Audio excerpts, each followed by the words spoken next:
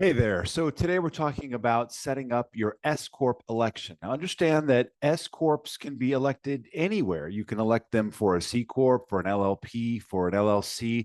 There's no such thing as an S Corp itself. It's not like its own kind of company. It's an election that you can have applied to your company kind of whenever you want, but there's some very special provisos about that. So once you start your company, you start the company, you have 75 days to make your first election.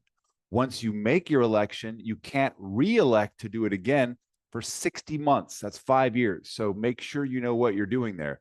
If you've set up a company in a prior year, so right now we're in 2024, if you set it up in 2023 or before, you have to set up your S election if you want it to count, say here in 2024, by March 15th of the next year, of the year in which you want it to be effective. So again, if you set it up in 2020 and it's 2024, and like, I think we want to be an S election, you have to do that before March 15th. So right now it's June 7th when we're recording this.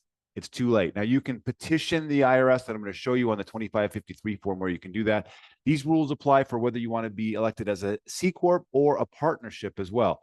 So keep that in mind. So let's see, how do we do this? It's very, very easy to do. We're just going to go to the irs.gov website and we're going to do the simple search form. Do I have it in here? No, I don't. Form 2553. There's some nice instructions there, but here it is. We just click it and obviously you download it, fill it out, and you'll be mailing it in. This immediately tells you where you're going to mail it. And then here, where we are, here we go. Right here is what we fill in. So the election instructions, that name, that's not you. That's your company name. So if it's an LLC, you would say blah, blah, blah, comma LLC, your name, its corporate address, the EIN, the date you incorporated, what state you incorporated in. And then let's see, check if the applicable boxes, if the corporation after applying the EIN show change. So if you change your name or your address since the last time you did an EIN election, or sorry, EIN form, then you would put that in here so they would know the difference. And then you say, hey, when do you want this to be effective? So if you're doing this from a prior year and you're filing it before March 15th, then you'd say January 1st. And then if it's within 75 days, I mean, up to you, but ideally the day you incorporated. And then let's see. Calendar year is kind of the one you want to check generally. If you're doing a fiscal year, this gets really, really complicated. I'm not going to go into it on this video. Calendar year is kind of what you want there. If you have more than 100 shareholders, you can't be an S corporation. That's what that really means. And they're going to make you kick them all out down to 100. Also, remember that an S corporation can't have any foreign members. So, there's a reason for that as well. We won't go into that. Okay, and then whoever's filing this, what your telephone number or your rep is, if you are outside of your 75 days, this is your sob story. This is where you put the sob story in. This is why, and then the IRS says, okay, we'll take a look at it. And of course, you can attach more pages if you need to. You sign what your title is and the date, and it continues.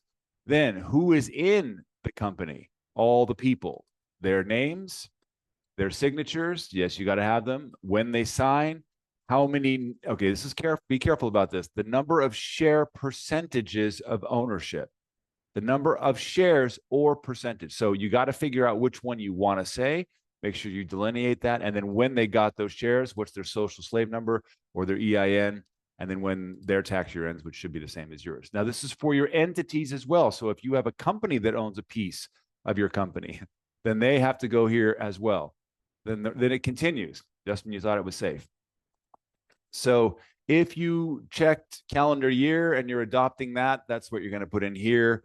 If you've done something else or you're changing, really, folks, just use the calendar year.